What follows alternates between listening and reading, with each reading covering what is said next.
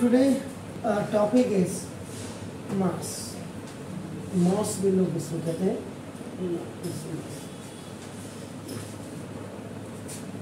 The mass of a body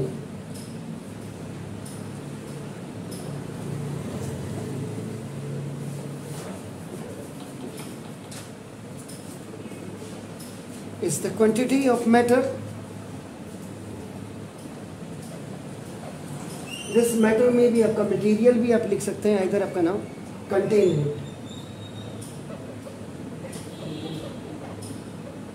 जो इसके अंदर आपका होता है. ये डी और ये डी आपका THE के लिए रेफर कर रहा है आपका नाम. तो मॉस आपका बेसिकली आपका इट है स्केलर क्वांटिटी. ये स्केलर क्वांटिटी होती है आपका नाम. देखो दिस इज द एंड ये इट्स मेजर्ड, और इसको जो मापा जाता है आपका नाम देखो बाय ऑर्डिनरी बैलेंस. जो आपके दुकानों में आपके तराजू रखे रह जाते हैं, उनसे आपका नाम देखो इनको तोला जा सकता है. जैसे आप जो मांगते हैं 1 किलो चावल दे दीजिए, या 2 किलो दाल दे दीजिएगा, या आपका आधा किलो अपनी चीनी दे दो, जो भी आप कहते हैं अपनी पॉकेट के हिसाब से. मैं यहाँ पे पॉकेट के हिसाब से करने का, तो लोग 5-5 किलो चीनी भी ले जाते हैं. तो ना देखो दिस. और इसकी जो यूनिट होती है अपना SI unit of mass kilogram, और ये आपके किलोग्राम होती है आपका नाम देखो this. A body contains the same quantity of matter whatever it is आपका नाम देखो, whether on the earth और आपका नाम on the moon और outer space आपका नाम देखो.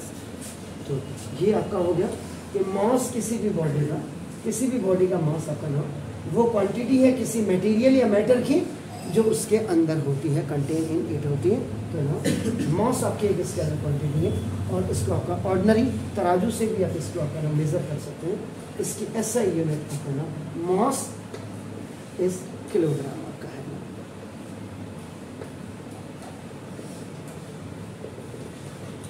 स्पेशल नोट,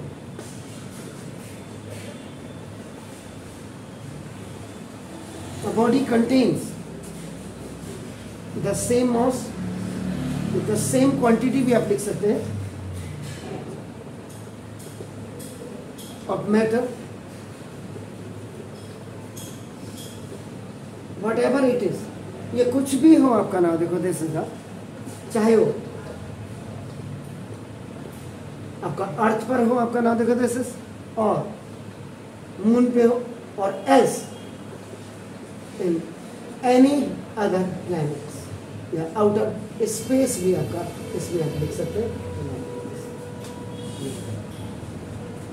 इसका मतलब क्या हुआ कुल मिला के, इससे आपका जो रिजल्ट इस लाइन से निकल करके आपका आ रहा है, आउटपुट निकल कर आ रहा है कि ना a mass of a body is आपका नाम कांस्टेंट. ये आपका हमेशा कांस्टेंट होता है आपका नाम, स्थिर होता है, एंड डज नॉट चेंज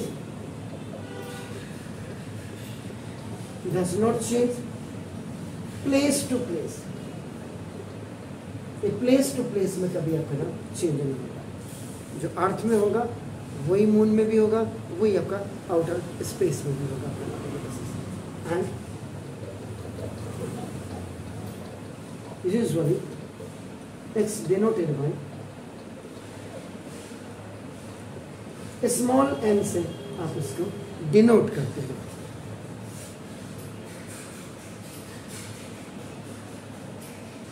तो सिंपल इसका मतलब आपका कि मास क्या होता है आपका हमेशा कांस्टेंट होता है, आपका स्थिर होता है, और ये कभी भी प्लेस टू प्लेस वेरी नहीं करता है. जो अर्थ में होगा, जो मून में होगा, जो वही आपका आउटर स्पेस में भी होगा.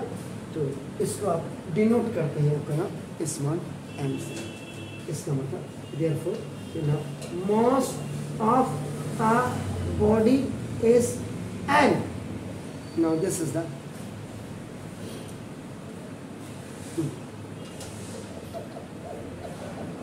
measure of inertia. The inertia of a body, किसी भी बॉडी का मॉस किसी भी बॉडी का आपका क्या होता है, उस बॉडी का इनर्शिया से इसको आपका मेजर किया जाता है, hence it is also known as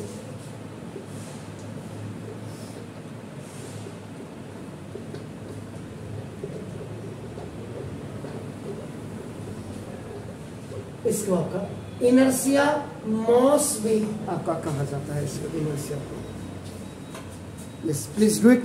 फिर आगे बढ़ते हैं। पार्डन,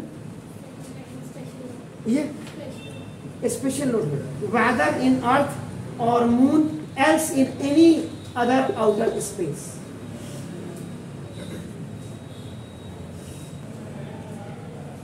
अब यहां पे नेक्स्ट देखिएगा, मेजरिंग मॉस विद ग्रेविटी, जिसको अपना द फोर्स ऑफ ग्रेविटी कहते हैं आपका ना। देखो ये आपका ना फोर्स ऑफ अट्रैक्शन भी होता है, एक ही बात है, फोर्स ऑफ ग्रेविटी का ही है, either you can say that और द फोर्स ऑफ अट्रैक्शन आपका ना of earth depends on mosses. हमेशा याद रखिएगा, फोर्स ऑफ ग्रेविटी होगी या फोर्स ऑफ अट्रैक्शन होगा, ये अर्थ की आपका हमेशा दिस इज आपका ना देखो of earth depends on the masses of an object. ये ऑब्जेक्ट्स की मॉसेस पे आपका निर्भर करता है आपका ना देखो this is and it gives, और ये आपको प्रदान करता है, ये देता है us to compare the method of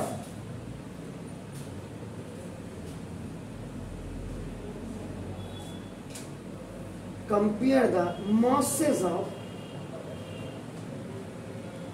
two objects, या more than that भी हो सकता है। ये दो ऑब्जेक्ट्स के लिए आपका ना, हम दो ऑब्जेक्ट्स की बात करते हैं आपका। देखो because if the force of gravity,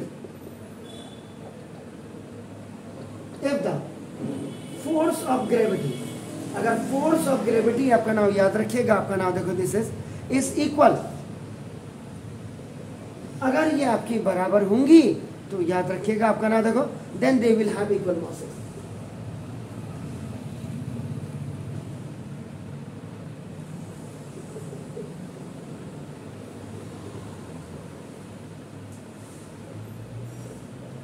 उनकी आपकी इक्वल मॉसेस होगी।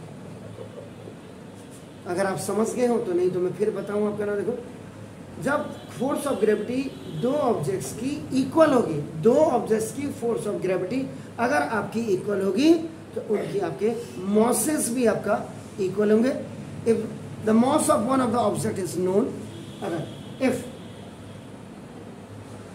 Moss of one object is known, then the mass of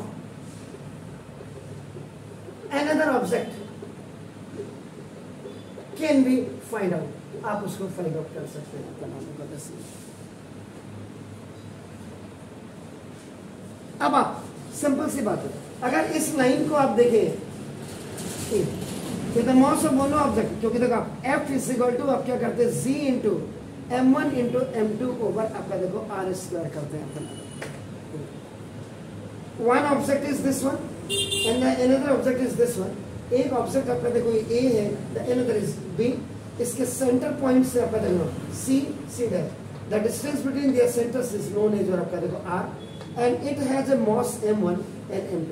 support you know it, आप इसको जानते हो, आप इसको जानते हो, ये आपका गिवन है, इसको आप आराम से फाइंड आउट करते हैं। कैसे कर सकते हैं देखो, अगर मुझे M2 फाइंड आउट करना होगा तो देखो M2 is equal to FR square over G into M1। आप ऐसे इसको आराम से, ये देखो it's going up and it is coming down. G into M1 नीचे आ गया देखो, और आपको you have to find out the mass of the another object. आपका M2 आपको निकालना है, तो आपके पास फोर्स ऑफ अट्रैक्शन होना चाहिए, the distance between their centres आपके पास होना चाहिए, ग्रेविटेशनल कांस्टेंट की वैल्यू आपको पता होनी चाहिए, और ना मास ऑफ द फर्स्ट ऑब्जेक्ट या ए ऑब्जेक्ट की आपका मास आपको पता होना चाहिए। तो आप आराम से इसको निकाल सकते हैं प्लीज। अब बेसिकली आपने आवाज नहीं सर बैलेंस तो आपने देखा ही हुआ है, अभी तक तो मैं इसको सिर्फ मैं ऑर्डिनरी बैलेंस की बात कर रहा हूं। I am talking about that. अगर मैं आपको कहूंगा नेगी साहब के आपको 1 किलो चावल खरीद के लाना है या 1 किलो चीनी खरीद के लानी है दुकान से, तो आप दुकानदार के पास जाके क्या कहेंगे? 1 केजी वो चीनी दे दो। वो चीनी कौन सी वाली जो 5 स्टार होटल में लगती है? तो आपको कैसे पता कि उसने 1 किलो ही दी आपको? कौन सी वेट मशीन? मैं तो अभी वेट मशीन पे इलेक्ट्रॉनिक की बात नहीं कर रहा हूँ, अभी तो मैं इसमें जा रहा हूँ ऑर्डिनरी में। आपका जैसे सब्जी वाले की दुकान पे भी अभी बाहर पड़ा होगा आपका।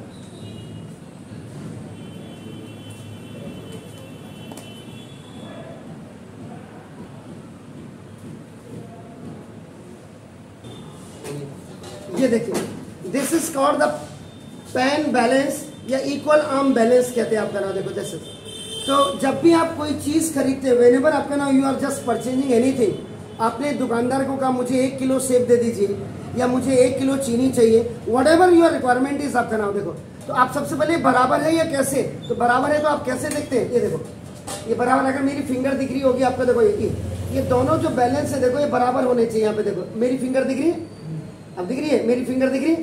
ये देखो इसमें भी लोचा है, देखो ये, इसका मतलब देखो ये वाला ऑलरेडी आपका नीचे है, इसका मतलब 50 ग्राम की डंडी वो वैसे दुकानदार मार दे रहा होगा देखो आपका नाम।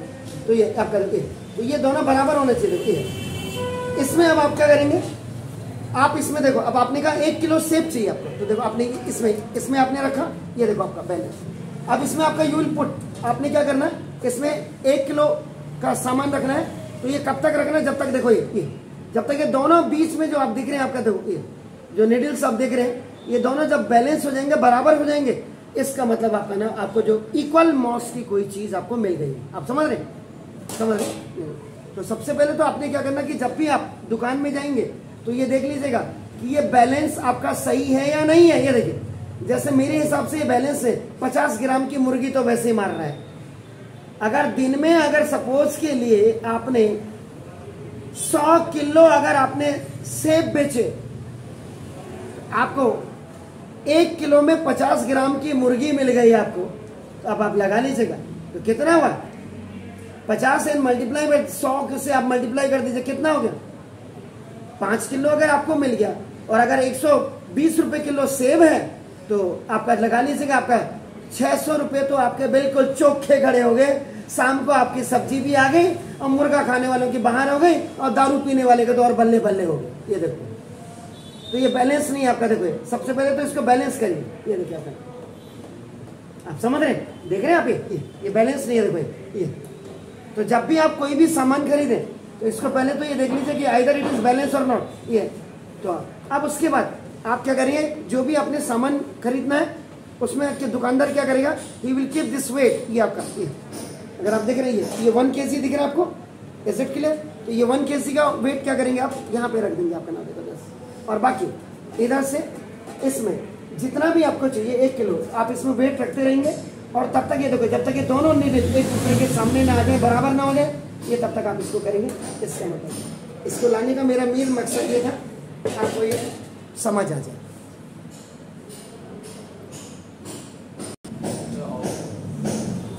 तो ऑर्डिनरी बैलेंस में आपका देखो इक्वल आर्म बैलेंस में मैंने अभी आपको देखा, it is used to measure, ये किया जाता है आपका देखो ना, the mass of an object, किसी भी ऑब्जेक्ट की जगह में यहाँ पे आपका वेजिटेबल भी हो सकता है आपका ना, देखो आपका ग्रेन्स भी आपका हो सकता है, आपका ना फ्रूट्स भी आप यहाँ पे कर सकते हैं, जो भी वट एवर यू रिक्वायर्ड आपका ना। देखो the object whose mass is to be determined, the object whose mass is to be determined, जिसका आपको वजन तोलना है या जो चीज आपको रिक्वायर्ड वो चाहिए आपका नाम। देखो this is the in one of the pen के एक हिस्से में आपका नाम, बैलेंस के एक हिस्से में जो पेन है यहां आप रखेंगे आपका नाम। देखो दिस एंड ये आपने रख दिया वन पेन, आपका देखो ये पेन एंड स्टैंडर्ड मेजर, और उसके बाद जो यहाँ पे स्टैंडर्ड जो ऑब्जेक्ट का आपका मॉस आप रखना पड़ेगा, एंड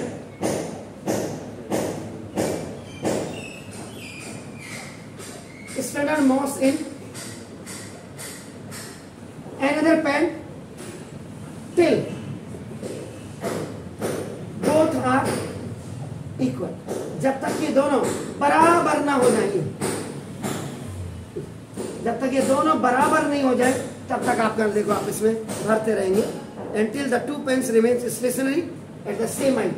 equal का मतलब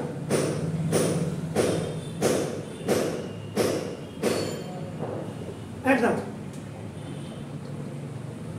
सेम हाइट, ये दोनों ही सेम हाइट पे आपका जाओगे, बैलेंस हो जाएंगे। जो मैंने आपको इसके माध्यम से ये दिखाया, सेम हाइट अभी नहीं है।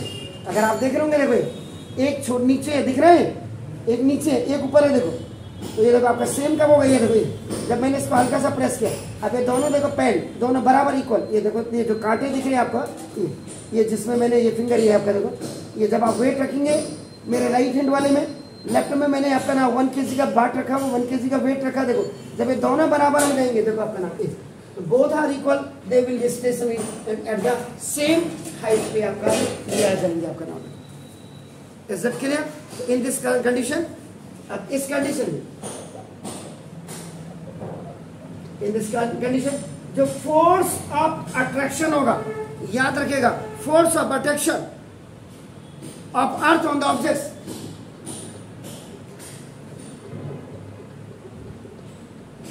इन ऑब्जेक्ट्स पे आपका नाम देखो, दिस इज द, ये क्या होगा, and the standard mass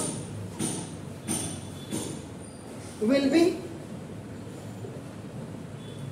equal, ये दोनों पे ही आपका इक्वल लगेगा, क्योंकि दोनों का ही वेट 1 kg आपने खरीदा, और जो भी आपका ऑब्जेक्ट चाहिए था वो आपने यहाँ पे रखा, तो दोनों में ही फोर्स ऑफ अट्रैक्शन अर्थ का जो है दोनों पे आपका क्या होगा, इक्वल लगेगा, याद रखिएगा।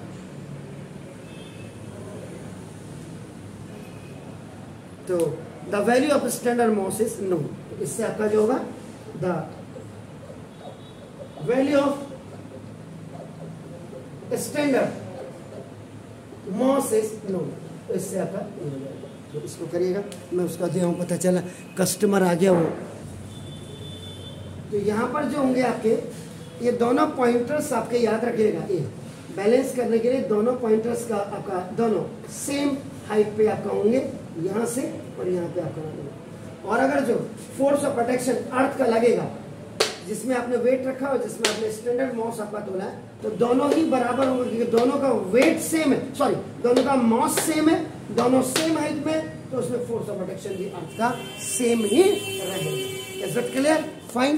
तो पॉइंटर्स को आप बेसिकली देखिएगा, जल्दी करिए फिर मैं आगे बढ़ रहा हूँ।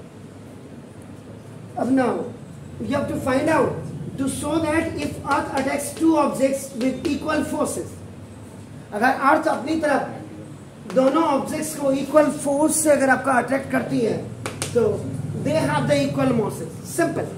अगर मैं यहाँ पे ये कहना चाहूंगा, आपका नाम देखो, this is one body I have taken आपका हियर, बॉडी ए अपना I have taken, now its mass is equal to m1, the another body I have taken, this is body B आपका नहीं, and it has a mass आपका m2, ये देखिए। तो यहाँ पे कुल मिलाकर के in total I can say that I have to आपका equalize this mass of first body is equal to the mass of second body. आपको ये करना है। इसका मतलब सपोज इधर से वी हैव, या यहाँ पे सपोज वी क्यों लिखूं मैं, यहाँ पे आई हैव लिखूंगा, आप वी लिख दीजिएगा। Suppose I have two objects having body A and body B, which have their masses m1 and m2, ये आपके पास है, आपका देखो ना, this is the, they are held at equal distance from the centre of earth. और अब यहाँ पे सपोज के लिए यहाँ पे मेरे पास अर्थ है, इधर सर इधर, ये देखिए अर्थ के अंदर ही है, यहां से अर्थ का सेंटर है यहाँ पे, सपोज मेरे यहाँ पे, तो देखो यहां से इसकी दूरी एंड दिस डिस्टेंस इसके सेंटर की, ऑब्जेक्ट ए, बॉडी ए का centre now that is C and the centre of body B is आपका, देखो ये भी आपका नाम दिस इज आर, और ये वाला भी आपका देखो ना दिस इज, ये भी आपके पास आर है, यानी कि both are at a same distance, देखो same distance from centre of earth, centre of earth से दोनों बराबर दूरी पर है। अब आप क्या करेंगे देखो इसके लिए, अगर आप इसमें देखेंगे तो फॉर बॉडी ए, या फर्स्ट ऑब्जेक्ट भी आप इसको लिख सकते थे, आपका नाम देखो जो भी आप लिखे तो नाम देखो, तो द फोर्स ऑफ अट्रैक्शन, जैसे फोर्स ऑफ अट्रैक्शन होगा आपका नाम देखो, इसको आप फोर्स ऑफ ग्रेविटी भी कह सकते हैं, you can also say that force of gravity F1 between the mass of earth and mass of earth आपका कैपिटल M है, आपका नाम देखो this is, and the first object, the first object has a mass, और इसका मास आपका board में मैंने आपको M1 दिखाया हुआ है, आपका नाम देखो this is the at a distance R, R से अर्थ से ये दूर है आपका ना देखो, at a distance of R unit from earth centre, earth के सेंटर से ये आपका इतनी दूरी पर है। इसका मतलब अब जो फोर्स ऑफ अट्रैक्शन आपका F1 आप लिखेंगे बाय अर्थ, ये by earth on first object है, ये देखो by earth on first object है, याद रखिएगा, तो that is F1 is equal to G into M into M1 over R square, ये फर्स्ट इक्वेशन होगी। इसके बाद now you will write here आपका नाम फॉर बॉडी बी, अब बॉडी बी के लिए आपका नाम देखो the mass of body B is M2 and mass of earth is capital M, capital M, both are distant from each other, R unit या आपका जो भी आप लिखे आपका देखो नाम, तो therefore force of attraction आपका नाम by earth on body B, तो ये आपका F2 इस आपका हो जाएगा G M M2 over R square, ये देखो आपका ये सेकेंड इक्वेशन आपकी हो गई अपना।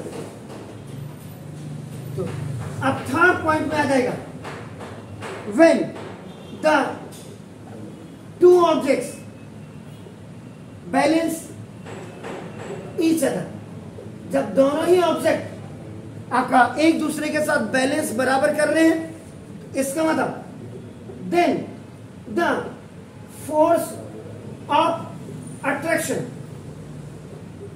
द फोर्स ऑफ अट्रैक्शन होगा आपका नाम देखो F1 and F2 by earth on both bodies, R ये भी आपका क्या हो जाएगा इक्वल आपका हो जाएगा, R इक्वल, इक्वल का मतलब F1 is equal to F2 हो जाएगा। देखिए आपका नाम ये हो गया। अगर ये फोर्स ऑफ अट्रैक्शन दोनों में आपका एक्ट कर रहे हैं, force of attraction F1 and F2 are acting by F1 is equal to F2 हो गया। Now you keep the value, you keep the value of this F1 which is on the left hand side G M M1 over R square is equal to G capital M M2 over R square by cross multiplication में देखो R square ऊपर जाएगा, ये cancel हो जाएगा, G will come down, ये cancel हो जाएगा, M इसके नीचे इसके नीचे ये, तो देखो at last M1 is equal to आपका नाम देखो ये आपका M1 is equal to F2 हो जाएगा ना। इसका मतलब इसका जो रिजल्ट निकल करके आपके it is in front of you, आपका नाम देखो दिस इज द, तो इसका मतलब व्हेन द अर्थ अटैक्स,